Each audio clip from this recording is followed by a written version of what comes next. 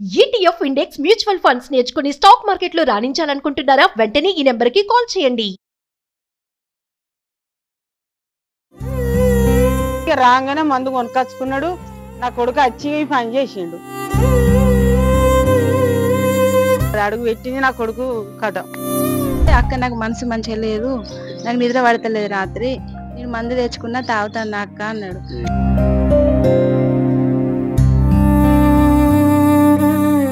నమస్తే, welcome back to Suman TV. ప్రస్తుతం మనతో పాటు ఉన్నారు ఫ్యామిలీ కౌన్సిలర్ రజనీ రామ గారు. నమస్తే మ్యామ్. నమస్తే మేడం, కరీంనగర్లో జరిగిన ఇన్సిడెంట్ అయితే మనం చాలా ఆర్టికల్స్ న్యూస్ గతంలో విన్నాం. నవవధువు బలి, గృహహింస అని వింటాం కదా, కానీ ఇది కొంచెం డిఫరెంట్గా ఉంది. కరీంనగర్లో నవవరుడు 15 రోజులైందంట పెళ్ళయి సూసైడ్ చేసుకుని చనిపోయాడు. వివరాల్లోకి వెళ్తే భార్య యొక్క మిస్బిహేవియర్, తన కళ్ళ ముందే వేరొక వ్యక్తితోటి తన చనువుగా ఉండడాన్ని చూసి భరించలేని ఆ భర్త అసలు వాళ్ళ అమ్మతో వాళ్ళ అక్కతో షేర్ చేసుకుని కూడా నేను చనిపోతున్నాను, మందు తాగి నా వల్ల అవ్వట్లేదు అంటే, మరి ఇది ఎలా చూడొచ్చు అంటారు ఈ కేసుని? మరి 15 రోజులు అయింది పెళ్ళయి. అంటే మెన్స్ మైండ్ సెట్ ఎలా ఉంటుంది, వాళ్ళు ఎందుకు ఇంత సెన్సిటివ్ అయిపోతున్నారు? అవును, ఒకసారి దాని గురించి మాట్లాడు. అదే ఇప్పుడు పిల్లలకి ఏం తెలియటం లేదు, అసలు దేని గురించి తెలుసుకోవాలని అనుకోరు. కనీసం కాస్త బ్రెయిన్ ముందుకు తీసుకెళ్ళి కొంచెం ఆలోచన, నేను చెప్తాను ఆలోచనే, ప్రతిదానికి ఆలోచనే కారణం అని చెప్తాను. ఆలోచన అనేది సరిగ్గా చేయలేకపోతున్నారు. ఇప్పుడు ఆ అమ్మాయి అలా కూర్చుంది అని అంటే రీజన్ ఏంటో కనుక్కోవచ్చు కదా. ఆ అమ్మాయికి అట్లా చిన్నప్పటి నుంచి అటు చనువుగా ఉండడం అలవాటా, అందరు బంధువులతోటి వచ్చిన వాళ్ళు పెళ్ళికి బంధువులే అయి ఉంటారు కదా, అది అలవాటా లేకపోతే క్యారెక్టర్ మంచిది కాదా అనేది నువ్వు తెలుసుకోవాలి కదా. తెలుసుకోకుండా, లేకపోతే నువ్వంటే ఇష్టం లేక పెళ్ళైన తర్వాత ఇలా బిహేవ్ చేస్తే వదిలేస్తావని చెప్పి ఇలా చేసిందా, నువ్వు రీజన్ ఏంటో కనుక్కోవాలి కదా. కనుక్కోకుండా నువ్వు అమ్మతోటి అక్కతోటి చెప్పి చనిపోతున్నాను అనడం ఏంటి? మరి ఆ తల్లి కూడా ఎందుకు ఊరుకుంది? నాకు ఫోన్ చేసి చెప్పాడు, నా కొడుకు నాతో కావట్లేదు, నేను నిద్రపోలేకపోతున్నాను, నేను తినలేకపోతున్నాను, నా కళ్ళ ముందు ఇట్లా చేస్తుంది.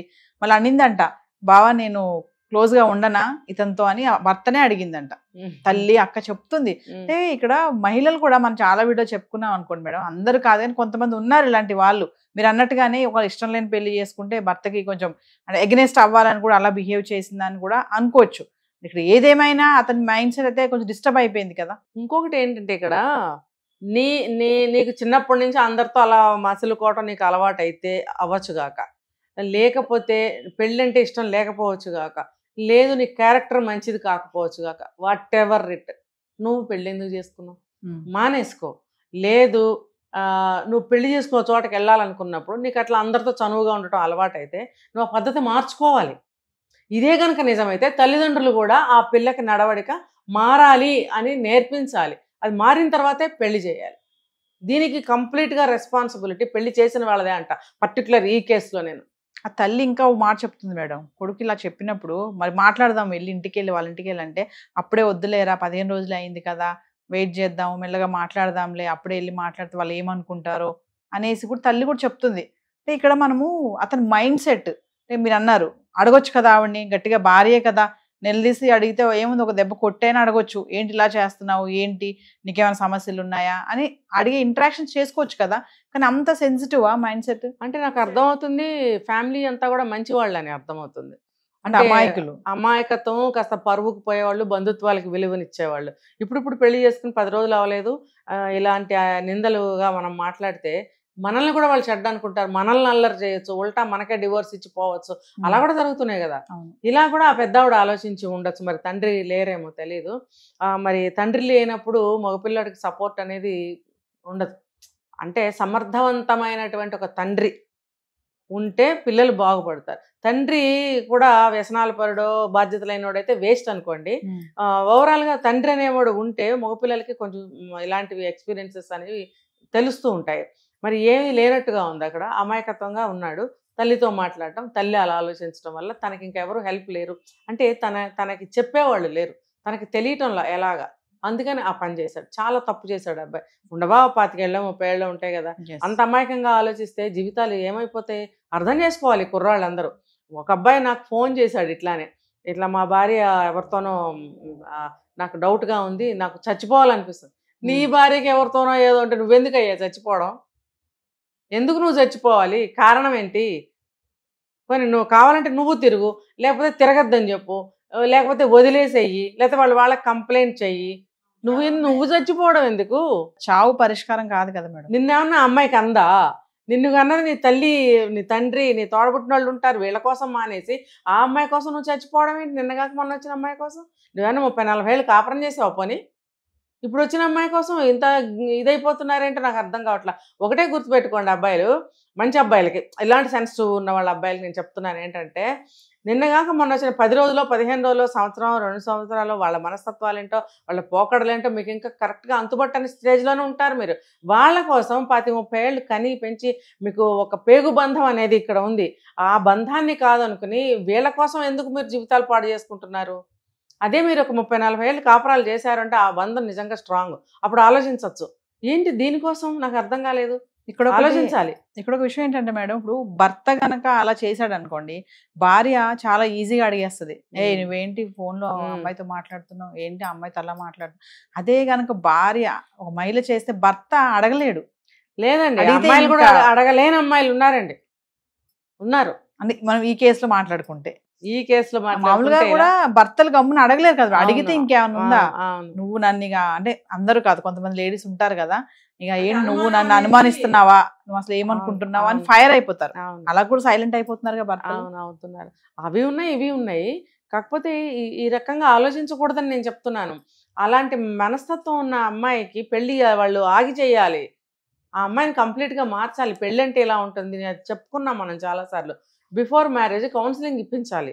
పెళ్ళంటే ఇలా ఉంటుంది, వైవాహిక జీవితం ఇలా ఉంటుంది, ఆ వచ్చిన వ్యక్తితో రెగ్యులర్ విషయాలు ఎలా ఉంటాయి, ప్లస్లు మైనస్లు ఉంటాయి, నీకు అందం నచ్చింది, ఉద్యోగం నచ్చింది, డబ్బు నచ్చింది కాదు, అతనిలో ఉన్న మైనస్లు కూడా నువ్వు యాక్సెప్ట్ చేయగలగాలి.